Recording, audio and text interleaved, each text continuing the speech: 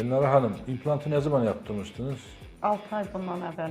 6 ay bundan önce. Bəli. Üstüne kapağı ne vakit yaptırmıştınız? 3 ay bundan əvvəl. 3 ay. 3 ay bundan əvvəl. O hekime hardan gittiniz? Nasıl taptınız yani? İnternetdə qabağıma çıxdı, ucuzduydu biraz. Ona görə zəng vurdum, danışdım. Amma sonra dedilər ki, şişkinlik çəkiləcək, gördüm çəkilmir. Çəkilmir. Ondan sonra bu həkimlər gəzdim. Axırda fikirləşdim ki, yox, ucuz ətin şorbası olmaz.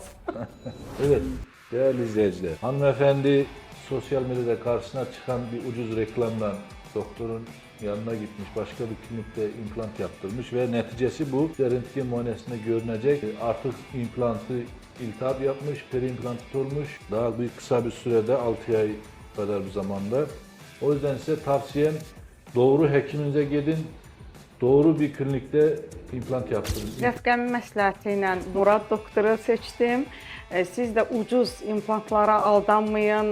Bu sosial şəbəkələrdə paylaşılan ucuz implantlara aldanmayın. Unutmayın, can sağlığınız hər şeydən önəmlidir.